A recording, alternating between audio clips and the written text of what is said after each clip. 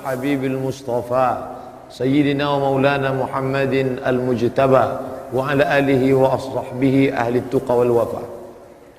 سبحانك لا علم لنا إلا ما علمتنا إنك أنت العليم الحكيم. رب اشرح لي صدري ويسر لي أمري wahlul 'uqdatam min lisani yafqahu qawli. Bapak-bapak, ibu-ibu, hadirin hadirat, insyaallah kita semua dimuliakan Allah Subhanahu wa taala. Amin ya rabbal alamin. Judul kita adalah ketika ruh berpisah dengan jasad. Kenapa tiba-tiba berpisah? Ketemunya kapan? A'udzubillahi minasyaitonir rajim. Wa idz akhadha rabbuka min bani Adam. Ingatlah ketika Allah mengambil persaksian dari anak cucu keturunan Adam. Wa asyhada, Allah mengambil persaksian. Tadi kita salat asyhadu, saya bersaksi. Tapi saat itu asyhada, Allah mengambil persaksian. Waktu itu Allah bertanya dengan satu kalimat, alastu bi rabbikum, bukankah aku ini Rabb kamu? Dan saat itu semuanya menjawab dengan satu jawaban, bala syahidna, ya kami bersaksi bahwa engkau adalah Rabb kami. Tidak dalam bentuk tunggal. Kalau sendiri bala syahidtu, aku bersaksi. Tapi pada saat itu persaksian yang sama antara persaksian saya, adik-adik mahasiswa-mahasiswi, ibu bapak yang sudah agak berumur, berusia, kita semua persaksiannya sama, bala syahidna, kami bersaksi. Menunjukkan sama tauhid saya dengan tauhid bapak. Tauhid satu. Kalau ada orang berbeda dalam masalah tauhid, dalam masalah fikih, oke. Ustaz, apa hukum masalah menyentuh laki-laki perempuan tidak mahram? Ini ada 3 pendapat. Menurut mazhab Syafi'i batal, menurut mazhab Hanafi tidak batal, karena makna aula mastumun nisa, menyentuh itu artinya maaf jima. Kalau sekedar menyentuh tidak apa-apa. Menurut mazhab Maliki kalau bersyahwat batal, kalau tidak bersyahwat tidak batal. Jadi ada kemungkinan 2 pendapat, 3 pendapat. Tapi kalau sudah dalam masalah akidah, apa pendapat Ustaz tentang masalah Allah? Dalam masalah ini ada 3 pendapat, enggak ada. Oleh sebab itu dalam masalah khilafiyah kita mesti jelaskan dengan baik. Saat itu semuanya kita menjawab bala syahidna. Ketika itu ruh belum ada kulit, belum ada darah, belum ada bulu, belum ada rambut, belum ada kuku. Dia hanya baru ruh saja. Disebut dia ruh dari kata raha ya ruhu, berhembus, bertiup.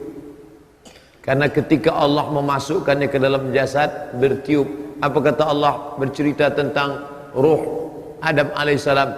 Fanafakhtu fihi mir ruhi, aku tiupkan ruh kepadanya. Ada kekeliruan sebagian orang. Dia katakan ruh itu dari Allah. Allah tidak pernah menciptakan ruh, tapi Allah membagi ruh dari dirinya, lalu dia tiupkan ruh ke dalam jasad. Fanafakhtu fihi mir ruhi, aku tiupkan ruh dari diriku. Ini akidah batil. Karena kalau ruh itu dari Allah, berarti Allah bersemayam dalam diriku. Inilah asal muasal akidah menyatu dengan Tuhan. Ada Tuhan besar namanya Brahman, ada Tuhan kecil namanya Atman. Tuhan yang besar Brahman membelah diri, memecah menjadi Atman, lalu Atman itu berada dalam raga, maka ada Tuhan dalam diriku. Maka muncullah status seseorang yang berkeyakinan ini dalam FB-nya. Tuhan tidak pernah menciptakan aku agar aku menyembah dirinya, tapi dia memecah dirinya menjadi aku karena dia ingin bersemayam dalam diriku. Batil, kafir. Tuhan yang besar Gusti, Tuhan yang pecahannya kaulo, manunggaling kaulo Gusti, menyatu Tuhan besar dengan Tuhan kecil. Kalau sudah aku menyatu dengan Tuhanku, maka solat pun tidak lagi ada, karena Tuhan tidak menyembah Tuhan. Batil. Kalau ada orang berkeyakinan seperti ini, kafir. Suruh dia tobat 3 hari. Hari ini dia berkeyakinan hari Jumat, besok dipanggil ke pengadilan. Anda masih meyakini bahwa menyatu dengan Tuhan? Ya, oke, satu hari lagi. Hari Ahad, Jumat, Sabtu, Ahad. Masih berkeyakinan tidak lepas? Ya. Masih meyakinan diri kamu Tuhan? Ya, pancung kepalanya. Tapi kalau sekarang tentu dia dibela oleh LBH, Lembaga Bantuan Hukum. Atas nama apa? Human right.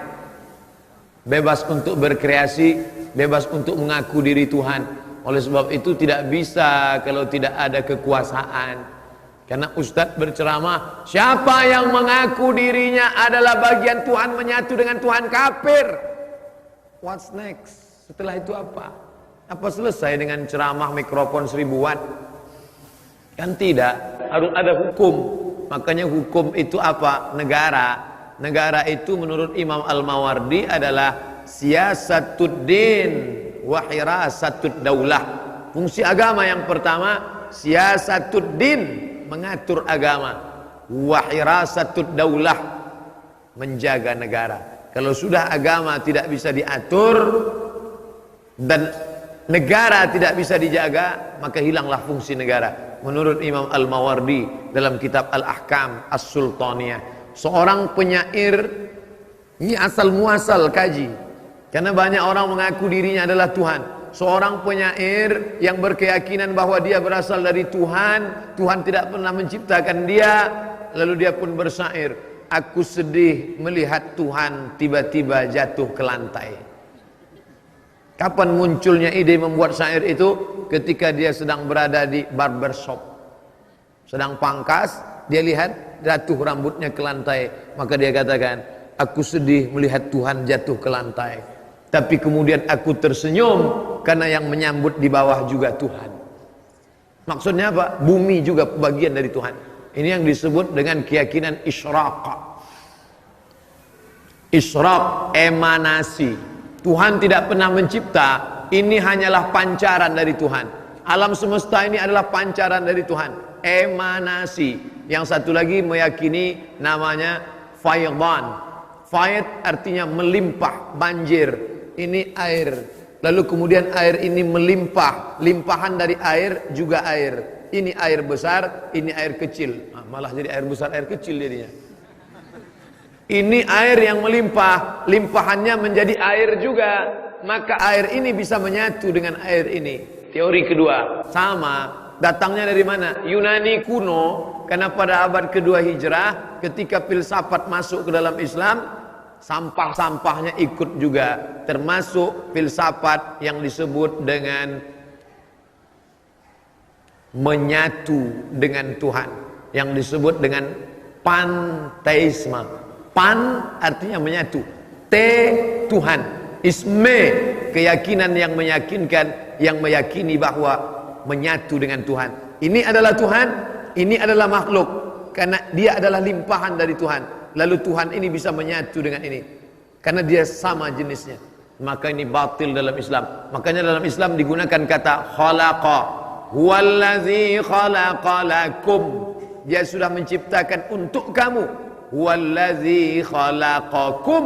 Dia yang menciptakan kamu. Tidak ada ayat Quran mengatakan aku tidak menciptakan kamu, tapi kamu adalah hasil dari membelah diri dari diriku. Batil. Ini pokok pangkal awal kaji masalah roh. Karena banyak orang mengaku rohnya adalah bagian dari Tuhan. Na'udzubillah. Ada salah seorang berkeyakinan bahwa dirinya Tuhan. Dia tidak mau datang ke saya. Karena kalau dia datang ke saya, langsung saja saya masukkan ke neraka jahanam. Maka dia datang ke dosen filsafat. Kebetulan teman, sahabat dekat saya. S2 dari McGill University dan dari IIU, ISTEC, International Islamic University, jurusan filsafat. Dia tidak jawab pakai ayat, tidak jawab pakai hadis. Dia minta ruang duduk bersama berdua. Jadi bapak meyakini bahwa bapak adalah Tuhan. Ya, karena Tuhan tidak pernah mencipta saya, maka saya adalah bagian dari Tuhan. Jadi menurut keyakinan bapak, kalau bagian dari Tuhan adalah Tuhan, ya, maka bapak adalah bagian Tuhan, ya. Karena bapak adalah bagian Tuhan, maka tidak perlu menyembah Tuhan, tidak perlu. Kalau begitu yang keluar dari diri bapak juga adalah Tuhan. Iya. Bapak berak tadi pagi. Dia tidak gunakan kata yang lembut, sengaja dia gunakan kata berak. Bapak berak tadi pagi. Iya, kalau begitu berak bapak adalah Tuhan. Patah, 2 kali pukul jatuh. Kalau sempat dia mengatakan aku adalah Tuhan, kencing dan taiku juga Tuhan, maka Tuhan semuanya. Artinya apa? Ini keyakinan yang batil, membantahnya tidak perlu pakai ayat Quran. Ayat Quran terlalu mulia untuk membantah kebatilan ini. Maka batil ini cukup dibantah dengan berak, selesai. Buang. Orang Islam harus bersih dari ini semua.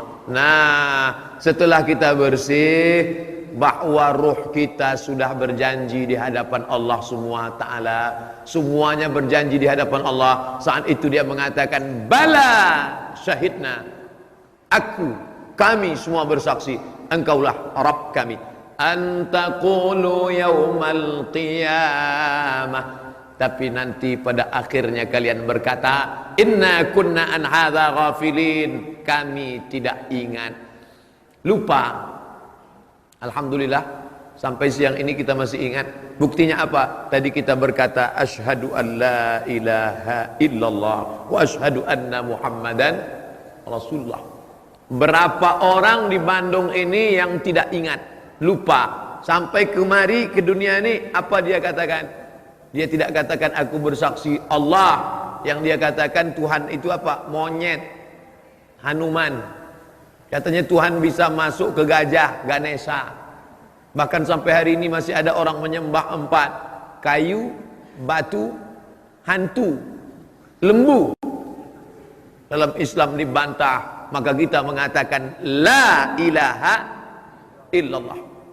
Makanya agama Islam adalah agama yang berani mengatakan tidak. Katakan tidak pada selain agama Allah. La ilaha, no God illallah, except Allah. Tidak ada Dewi Kuan Im, tidak ada Yesus Kristus, tidak ada Santa Maria, tidak ada Buddha, tidak ada Siddhartha Gautama, tidak ada Sungai Gangga, tidak ada Santo Thomas. La ilaha illallah. Banyak agama yang mengatakan iya, karena terlalu mudah untuk mengatakan iya, sulit untuk mengatakan tidak. Makanya coba tengok iklan say no to drugs, katakan tidak pada narkoba, say no to bonceng, katakan tidak pada pacaran. Sulit untuk mengatakan tidak. Maka Islam adalah agama yang berani mengatakan tidak kepada Lata, tidak kepada Uzza, tidak kepada Manat, tidak kepada Hubal, hanya kepada Allah Subhanahu wa taala. Lalu kemudian ruh yang sudah ready, siap bersaksi tadi, saya ingin menjelaskan, jangan katakan mari tanamkan agama ke dalam kepala anak-anak kita. Ini yang perlu diluruskan. Seolah-olah kita lahir dalam keadaan blank, kosong. Tidak. Allah tidak berikan anak yang ibu kandung 9 bulan 10 hari dalam keadaan kosong. Anak itu sudah berisi program. Kita tidak pernah beli laptop kosong, kecuali laptop curian. Sudah berisi program di dalam. Anak-anak yang ibu kandung di dalam, dia sudah bertauhid. Makanya dalam hadis dikatakan, ma min mauludin, tidak ada anak yang lahir illa yuladu alal fitrah, melainkan lahir dalam keadaan fitrah. Fitrah bukan kertas putih yang belum dicoret, fitrah bukan whiteboard yang belum ditulis. Fitrah, kata Abu Hurairah. Abu Hurairah yang menjelaskan kata fitrah. Apa itu fitrah? Fitratul Islam. Makanya kalau dia meninggal dunia masuk surga, walaupun ayahnya si Manung Khalid, emaknya Ong Tai Kim. Kenapa? Karena dia suci, dia sudah bersaksi di hadapan Allah Subhanahu wa taala. Hanya saja nasibnya kurang baik. Dia masuk ke dalam perut orang kafir, tapi kemudian dia mencari, lalu kemudian dia menemukan dan masuk Islam. Lalu kemudian dia pun bersyahadat. Selesai sholat Jumat, pengurus masjid beri pengetahuan, pengumuman kepada seluruh jamaah, selesai salat agar jangan pergi dulu, kita saksikan ada saudara kita yang akan bersyahadat masuk Islam. Apakah bapak masuk Islam karena tidak ada paksaan lain? Tidak. Murni karena Allah SWT? Iya. Padahal dalam hatinya karena mau kawin. Ikut saya ya pak? Ya. Asyhadu an la ilaha illallah, asyhadu an la ilaha illallah wa asyhadu anna Muhammadar Rasulullah wa asyhadu anna Muhammadar Rasulullah. Aku bersaksi tiada Tuhan selain Allah, aku bersaksi tiada Tuhan selain Allah. Orang yang pertama kali melihat mengatakan, itu saudara kita baru bersyahadat. Bukan, dia bukan baru bersyahadat, dia hanya mengulang syahadatnya yang sudah dia lupakan ketika berada di alam arwah. Waktu itu belum ada kulit, belum ada darah, belum ada bibir, belum ada mulut, baru ruh saja. Lalu kemudian ruh yang sudah siap tadi dikirim Allah masuk ke dalam tempat yang baru bernama rahim. Anar Rahman, aku adalah Rahman, kata Allah. Wallahu Rahmanur Rahimul Malikul Qudusus Salamul Mu'min. Anar Rahman, syaqaqtur rahim min ismi wa ja'altu lahu isman min ismi. Rahim, kantong, tempat janin dalam perut perempuan. Inilah yang tidak bisa dibuat oleh dokter Singapura sampai hari ini. Operasi plastik bisa, bencong-bencong Thailand lebih cantik dari perempuan. Kantong tempat janin dalam perut perempuan bukan bahasa Indonesia, bukan bahasa Melayu, tapi dia diambil dari bahasa Arab, dari Asmaul Husna. Kalau ada orang mengatakan laki-laki lebih hebat daripada perempuan, laki-laki lebih mulia daripada perempuan, tidak ada anggota tubuh laki-laki dari ujung rambut sampai ujung kaki yang diambil dari Asmaul Husna, enggak ada. Tapi ada satu anggota tubuh perempuan yang diambil dari Asmaul Husna. Apa dia? Rahim, tempat janin. Bismillahirrahman, in the name of Allah, most gracious. Nama Allah yang maha pengasih. Rahman, sebagaimana sayangnya Rahman, begitulah kantong rahim yang sayang kepada janin. 9 bulan 10 hari tidak ada janin yang terkontaminasi bakteri. Sampai hari ini belum pernah kita baca berita, kita dengar, kita tonton ada janin yang mati karena terkontaminasi bakteri. Enggak ada tuh. Justru janinnya mati setelah keluar, dibungkus dalam kresek, dibuang dalam kotak, dicampakkan ke sungai. Tapi janin murni, bersih, selamat. Padahal ini, maaf, tempat kuman terbanyak di dunia, sejengkal. Tapi disinilah semuanya. Semua yang kita makan tadi malam menjadi bakteri. Ayam penyet, ayam patah, ayam mati. Bakteri semua nih. Tapi nggak ada janin yang mati karena terkontaminasi bakteri. Kenapa? Karena dia dijaga oleh rahim. Andai rahim itu tidak ada, Bapak Ibu bisa bayangkan, menyatulah dia dengan sambal terasi di dalam. Dia dijaga oleh rahim.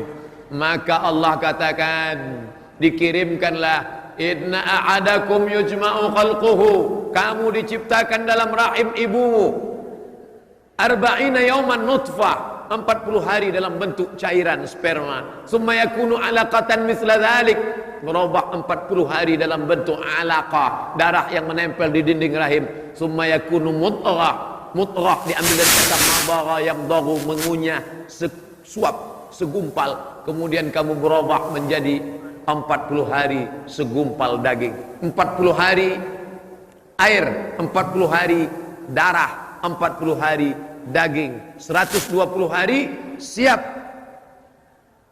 Yursalul malaku, malaikat dikirim membawa ruh yang sudah siap. Ruh itu sudah semuanya siap karena sudah bersumpah di hadapan Allah. Ruh itu pun dibawa oleh malaikat masuk ke dalam rahim ibu sekalian. Jadi jangan bayangkan ruh itu gentayangan. Mau masuk kemana ya? Coba lihat bunyi hadisnya. Yursalul malaku, malaikat dikirim, malaikat membawa. Hanya saja nama malaikatnya nggak disebut. Makanya kalau ada orang ngaji tauhid, malaikat ada 10, malaikat kiraman katibin, malaikat mungkar nakir, malaikat raqib atid, malaikat malik ridwan, malaikat jibril mikail israfil. Itu bukan batasan. Itu ulama untuk mengajarkan, untuk memudahkan. Karena ada malaikat-malaikat yang tidak disebut namanya. Malaikat yang hadir dalam majelis ilmu, enggak disebut namanya. Majtama'a qaumun fi baitin min buyutillah, sekelompok orang yang sedang duduk di majelis rumah Allah, yasluna kitab Allah, membaca ayat-ayat suci kitab Allah, wa yatadarasunahu fima bainahum, mengkaji isinya. Turun malaikat. Malaikatnya siapa? Enggak disebut namanya. Ustaz, ya, Kenapa Allah nggak sebutkan nama-nama malaikat? Yang 10 aja ente nggak hafal, apalagi ditambah lagi. Ustaz, kenapa Allah cuma sebutkan nama Nabi 25? Yang 25 aja ente nggak hafal, ngapain ditambah sampai 30? Hafal aja yang ada. Lalu kemudian Allah Subhanahu wa taala mengirim malaikat, malaikat membawa ruh masuk ke dalam alam rahim. Kenapa Allah taala titipkan itu dalam rahim perempuan? Agar Allah menunjukkan makhluk yang kalian katakan selama ini lemah, yang paling banyak masuk neraka perempuan. Akhirnya banyak perempuan komplain ke saya, Ustaz, kenapa kami yang paling banyak masuk neraka? Nggak tahu saya bilang. Kata Syekh Ibnu Utsaimin, kenapa perempuan yang paling banyak masuk neraka? Karena makhluk yang paling banyak itu perempuan. Maka yang paling banyak pengajian perempuan, yang paling banyak baca Quran perempuan, yang paling banyak ke diskotik perempuan, yang paling banyak masuk surga perempuan, yang paling banyak masuk neraka ya perempuan. Orang dia yang paling banyak. Begitu pemahamannya, bahwa perempuan itu hina, perempuan menghinakan dirinya, tapi perempuan mulia, Allah pilih rahimnya untuk bersemayam. Maka tinggallah ruh, di saat itu ketemulah ruh dengan jasad. Di saat jasad berumur 120 hari, maka hiduplah dia di dalam. Lalu kemudian si ibu pun berkata, ternyata kita sudah punya calon bayi baru ya Pak. Senang, bukan main. Akhirnya dia ngundang orang selamatan, ada acara kenduri, baca doa, Rabbana hablana minas solihin. Lain daerah, lain macam-macam tradisi. Ada pula kiai yang ngajarkan, ibu kalau mau anaknya ganteng, banyak-banyak baca surat Yusuf supaya ganteng seperti Nabi Yusuf. Si ibu pun keyakinannya luar biasa, tiap hari baca. Begitu anaknya lahir, hitam pesek pendek. Kiainya nggak salah. Maksudnya kalau ibunya baca Quran, anaknya kan tenang di dalam. Wa idza quri'al Qur'an, kalau ada orang baca Quran, fastami'u